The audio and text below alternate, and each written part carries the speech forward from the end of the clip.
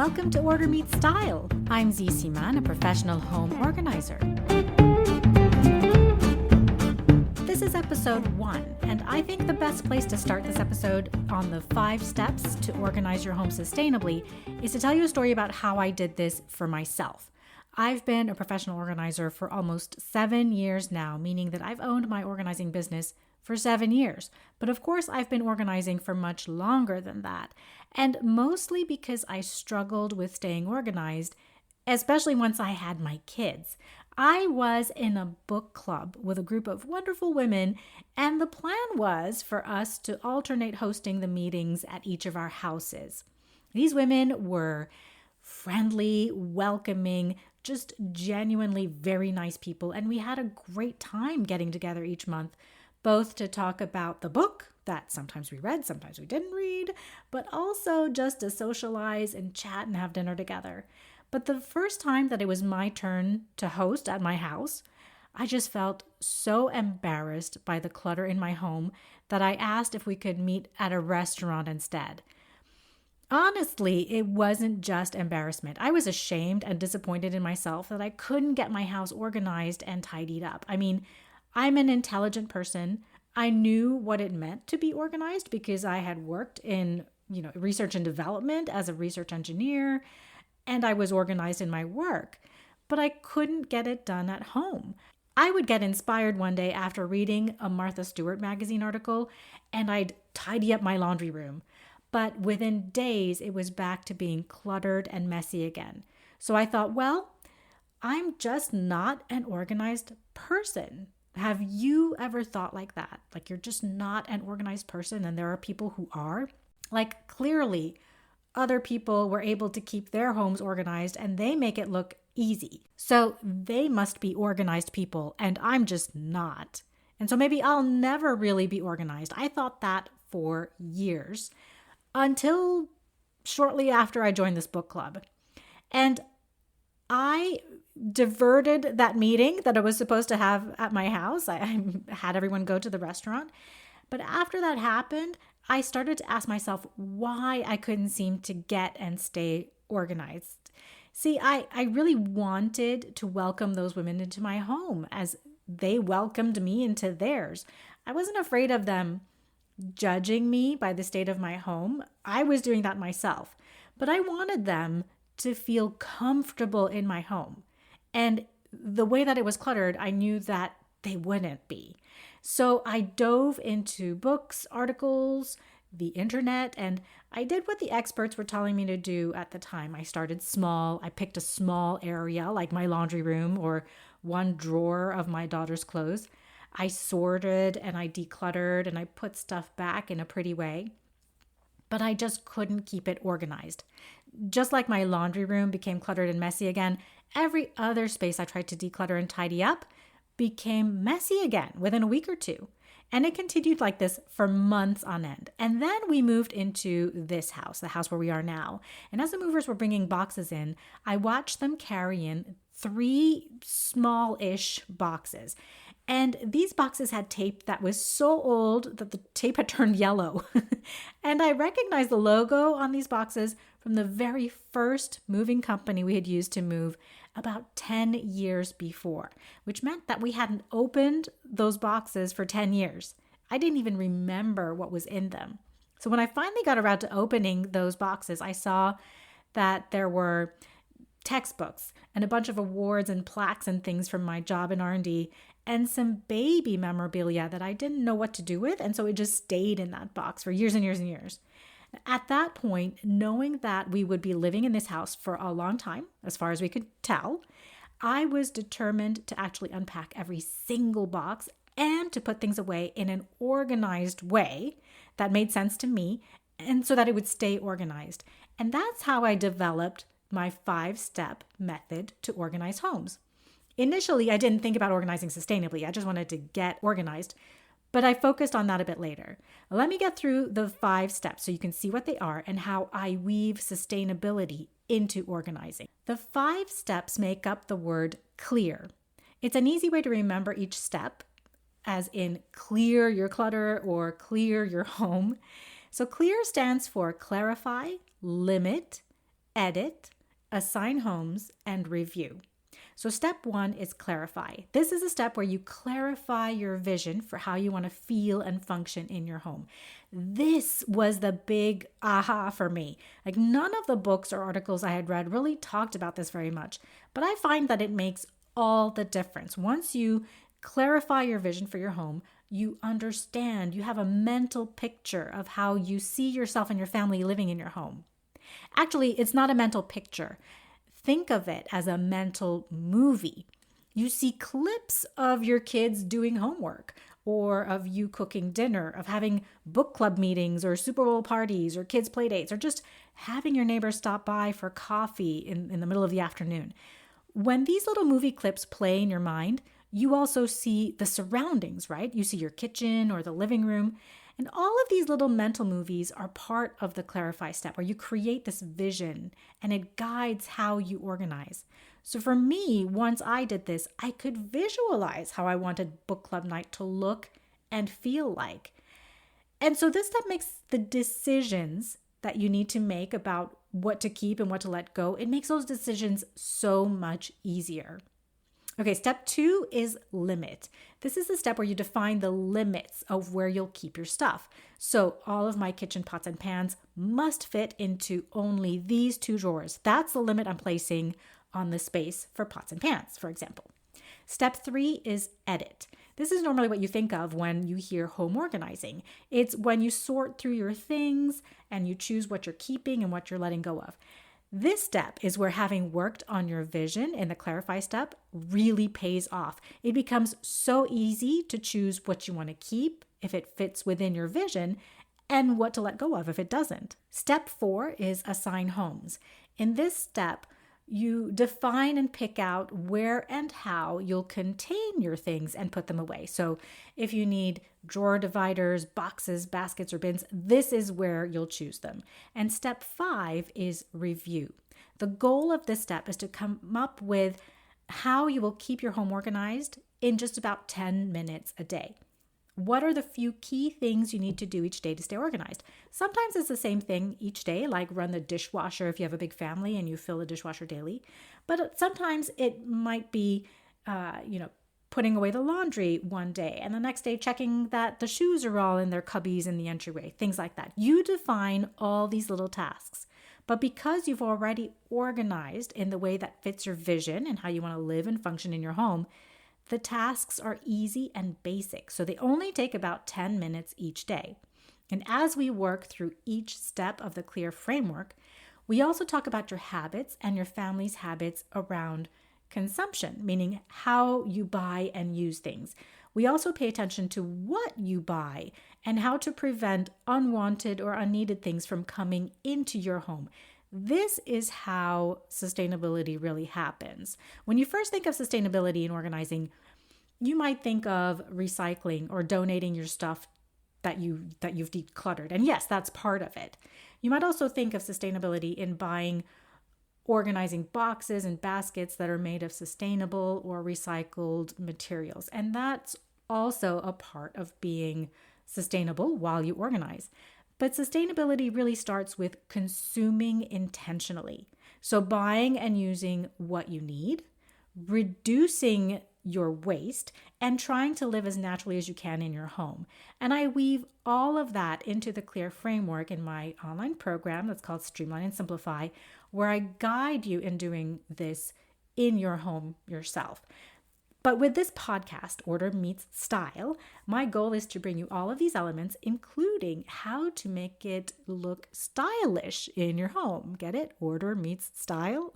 See what I did there? But I'll bring on some experts too to give you more guidance. I'll tell you how I do it in my home too. My other goal for you with this podcast is to show you what other people just like you have organized, or the organizing challenges they're going through right now. It's a segment that I call An Organizing Story, and it's meant to show you how you're not alone. We're not alone with our organizing challenges, and we can learn from people who are going through the same things as us. Not every organizing story has an immediate solution. They may be a work in progress. I might offer ideas and suggestions, but I think they'll inspire you. And so let me recap the 5-step process to organizing your home sustainably. I call it the CLEAR framework, which stands for clarify, limit, edit, assign homes, and review.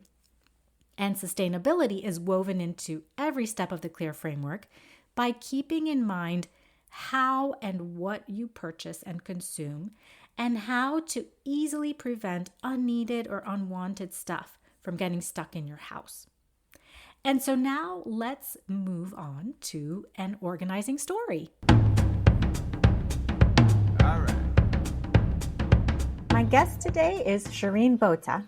In 2020, Shireen found herself in a challenging position that pretty much changed the course of her life. So I asked her to come on today to share her story with us because her challenge is one that so many people share. So welcome to Order Meets Style, Shireen. Thank you so much for being here. Well, sure. Thank you for the invite. I appreciate it. So let's start with before the pandemic. Where were you living and working then? All right. So if you know anything about South Africa, I was living in Johannesburg for 13 years of my life, where I was a cabin controller on an aircraft for an aviation company. I had also been doing a side hustle for bookkeeping for a couple of businesses in South Africa as just a side thing. Okay. Loved my job, thoroughly did. But things happen, and I'm sure you realize aviation was kicked really hard during the pandemic. Mm-hmm. And so I ended up losing my job there, and they ended up closing their doors. So, wow. Yeah. And so that was around the end of 2020 when that happened. So what did you do? Right. So I think everybody locked down on the 18th of March, I think it was. Mm-hmm. And it took a day where I asked them to take me off my flights for the 17th because I wanted to go and spend however long. They initially said it was only 14 days, but looking back, we were stuck at home for about a month and a half. I just wanted to move myself and Rolo to a better environment, with closer to family was the main thing, because I was living in a tiny little apartment and I wasn't sure if we could stand in that apartment for such a long period of not being able to go out. Because at the time it was unclear, right? It was unclear how long this was going to be happening. And Rolo is your dog, to clarify. Yes, sorry. Yes. Rolo is my 4-legged fur child. Wonderful. We do everything together. And so we jumped in the car and we packed a suitcase and we drove down to the coast of KwaZulu-Natal where my mum and dad and my sister lived. And I moved into what we're sitting in right now as my childhood bedroom. And we moved in here, and that's where I stayed until we started flying again. And then I went back to Johannesburg. So then you moved back to Johannesburg, but after some time, it was clear that the airline was in trouble. They were going to close the doors. They began laying off people.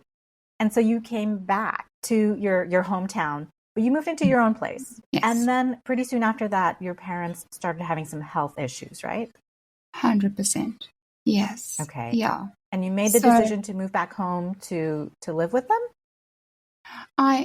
So we had to do some chess movements because my sister couldn't. She was living in the house already. She has been living in this house for years now with my mom and dad.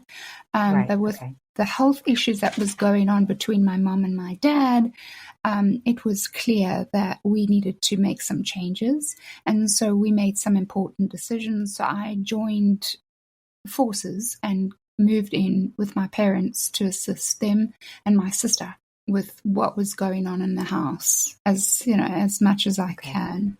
And how did you feel about moving back in? Were there things that what did you look forward to, and what were you maybe dreading a little bit about moving back in? Well, bottom line is I have been living by myself for, even longer than that. I matriculated, finished school at 2003. And I think it was like almost in 2000 and, I can't remember, but 6 hours traveling overseas in America, doing au pair work, doing camp counseling, you name it. I was doing it. And then when I came back from my travels, I went straight into the aviation industry. And so I have been living in Johannesburg in the aviation business for roughly about 13 years of my life. And living alone in your own space all that time, you kind of become selfish, and you're not used to sharing your space. Because I'm not married. I've never been married. So you kind of become selfish in your space and in your time. And so moving back in with your parents as well as your sister and have 4 adults under the same roof, and especially of one adult that's been living alone for such a long time, it's a challenge. I can imagine. imagine. It's quite stressful. Yes. Yeah. And you and I have talked about this a little bit. Being a child living with your parents is such a different experience than being an adult living with your parents. And even though this is your childhood home, did it feel like home to you, or did it feel like you were a visitor? I haven't. Yeah. I've truly felt like a visitor. This hasn't been my space. Just sad to say, difficult, but it's just not. Yeah. It's that. I think that's how a lot of people feel. So tell us a little bit about your kitchen challenges. You told me earlier that you love to cook and bake, but what's happening in your kitchen? Right. Okay. So listen, I've been a cabin attendant, just being Shireen. I'm naturally a very organized person. I like my space always to be clean. And so even when I moved down to the coast and I was living in my own little house an hour away from my parents when I first moved down here, I loved cooking. I still do love. I've loved cooking for years, and so I always make sure my kitchen is looking beautiful and welcoming so that I can cook in.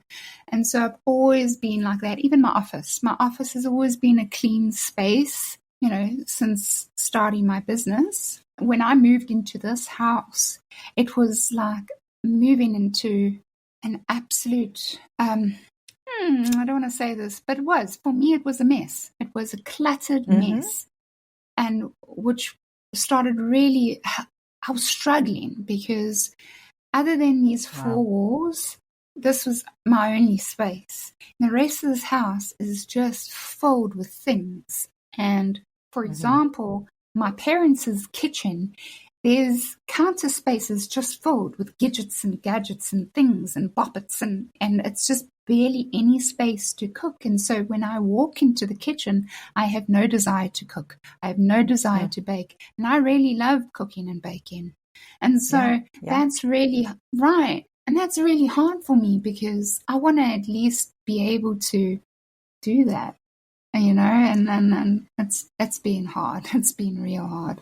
And so this is a situation that adult children face more and more. Either they're living with their parents or their parents have moved in with them. And everyone has the best of intentions when you first do this. You're there to help each other.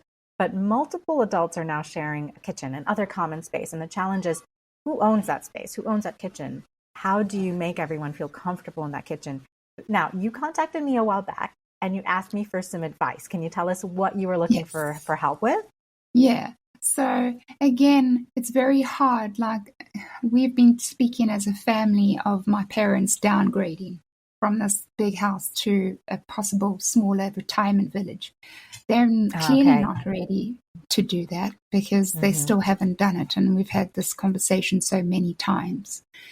And so my mom knows that she has to slowly but surely have to clean up, one bit at a time of this house. But it has to be her to decide to do that. And so one of her kitchen cabinets is filled with wine bottle, which is strictly supposed to be the alcohol cupboard with all the wine bottles and, the alcohol bottles. But it's also got all the dogs' gadgets and food. And it's also got, like, at the bottom, things that have been there since, almost 60 years ago that's collected dust. Wow, and I don't even know half the stuff that's in there. And then I took a picture and I gave it to you. And I was like, okay, so give me some ideas of how we can, clean this cupboard up. It's a perfect project, Right. So you gave me some great pictures of how to declutter that cupboard. And I gave it to my mom. Well, and let me just say, Well, and let me just say, so you texted me the photos, and at the time, I didn't know that you were sharing this kitchen with your parents.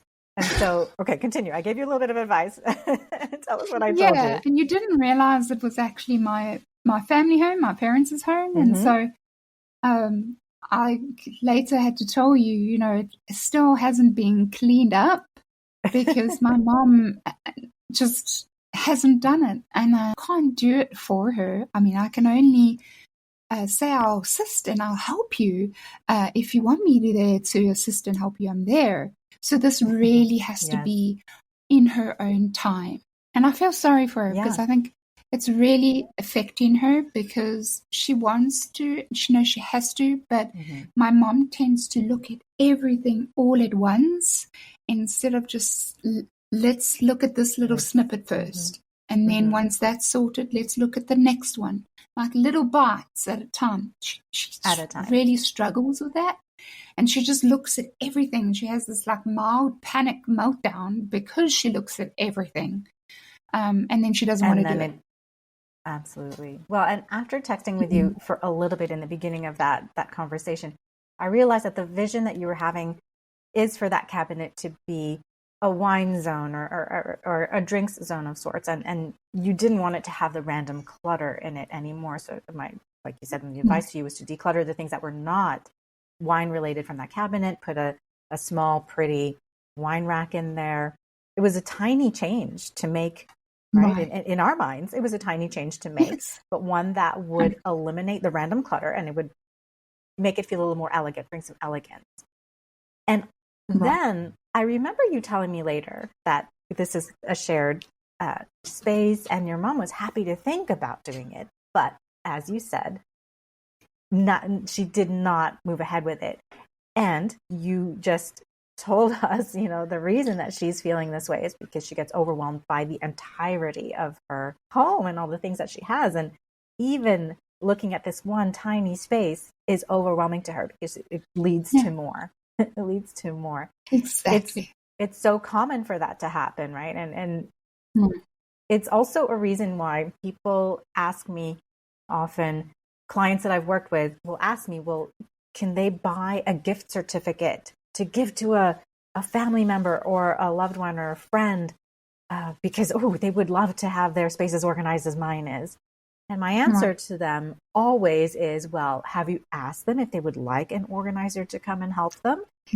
And if they did and they said yes, then I'm happy to offer that gift certificate to you. And if they said no, that they haven't spoken to them, then typically I would politely decline. And I do explain about the not being ready part, because if someone isn't ready, then trying to push them to do it is difficult. Now, of course, there are situations when you must push in a health crisis, or if being in that space is unhealthy or otherwise dangerous. But as exciting as it may be for someone to surprise someone by decluttering and organizing a space in their home for them, if they're not ready for it, then they will feel the worst kind of anxiety when they get home and they see it. And, they'll say, where's my stuff? Why did you turn my desk this way? I wanted it facing that way. It's hard for us to accept changes when we're not consulted about them and when we don't have the time to be okay with them. So while maybe they would love their home to be organized, you saw it's not easy for them to get it done. And you did the exact right thing. You tried to start with a small, tiny space. But you see and you know that it's probably not going to happen until your mom is really and truly ready to go through her stuff and to let some of those things go. In the meantime, have you found a way to be not so stressed out about the kitchen or cooking in the kitchen? There is occasions when I can push through the anxiety that I get, and I've made a couple of meals where I can. I think that's the biggest thing, is that feeling of anxiety when I walk into a cluttered area or a space that's not mine and it's cluttered and I don't feel welcome.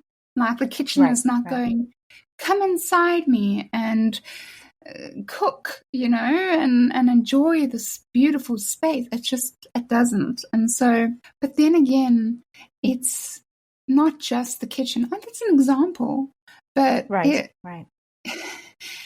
it's really the whole house. I mean, I can open a cupboard in this house and I get anxiety and I close it because I can't. If I'm looking for something and then I open it, I immediately close it and go, nope, not doing it. I'm not even going to try and find this object that I'm looking for. That's not even my object. It's someone else's object that we're trying to find for the house, or whatever the case may be. Right. I just can't. And so it has been a rather long journey. I'm moved into a space that's not my own. I've moved in a cluttered space. I've also moved into a 4x4 bedroom where I'm got my office. I'm running a business, an incredible challenge and journey. And then, I try and do a little bit of business, but then, either my mom and dad will need something, which is perfectly fine. That's not the issue. They'll come and they'll need something from me, and then I'll go and assist them. And it was really getting hard. So, and it still is hard. I feel like I'm managing it a little bit better now, having to run a business and help with 2 elderly parents in the same roof is extremely. You've got to be not only organized in your space, but also up here. And so I need to make changes to ensure that this is good. And so for me, that means I have to get more out the house more often. And I'm very grateful and I'm very blessed because I can, with my business, go anywhere and look after my clients' books from anywhere. And so I've made some movements towards that direction where I've decided, once again, I don't know how long I'm going to be needed here for in South Africa. Right. So I have made some movements. I've bought a Suzuki Jimny and I've done modifications on it, like, suspension, all-terrain tires. I put a tent on the roof. There's more modifications coming, like an awning, fridge, freezer installation, storage installation, so that I can create a little home on wheels.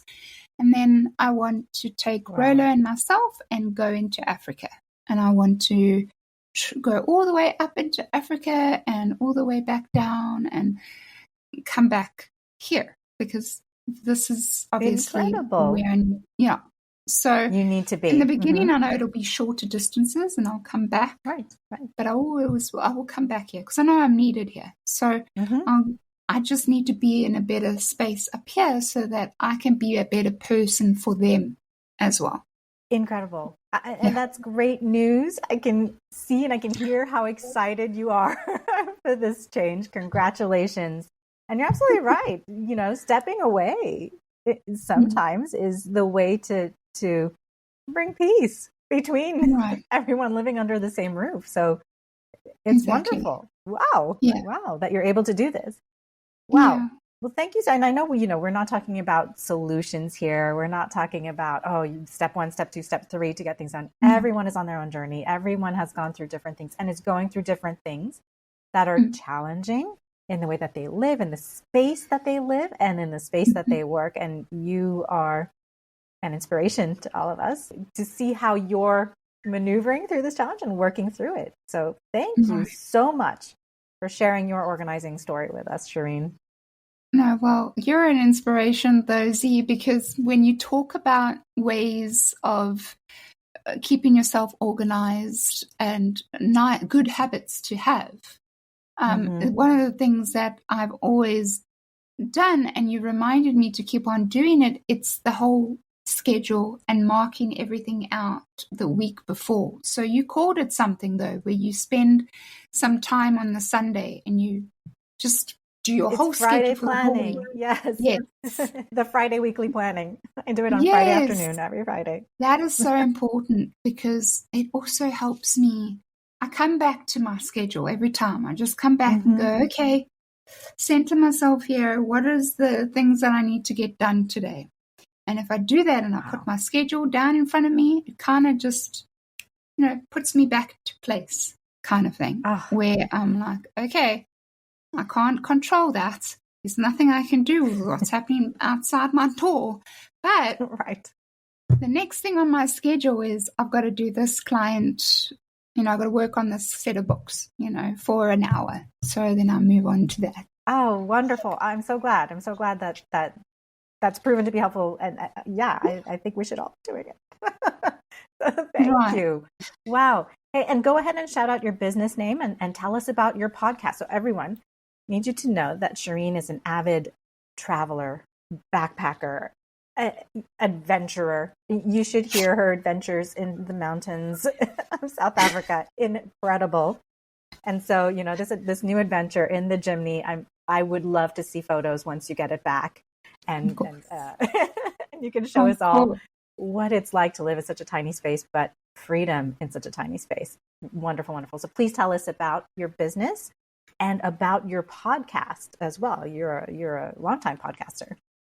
I am owner and founder of Shireen's Bookkeeping Services, LLC. It's actually formed in California, where, most of my clientele are. And then I've now moved to Florida. So working on that, getting all my Florida clientele as well, growing it. It is a virtual boutique bookkeeping business. I also have a podcast, which Zinat has already been on.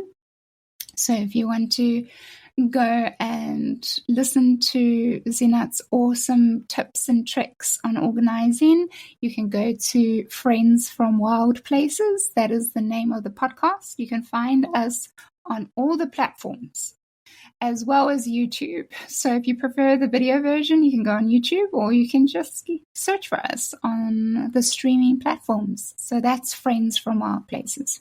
Thank you. So everyone, I'm going to please connect with Shireen about your bookkeeping needs. Her information I'm going to post in the show notes, and also the link to the podcast. So you can all find it on YouTube. And go and listen to Friends from Wild Places today.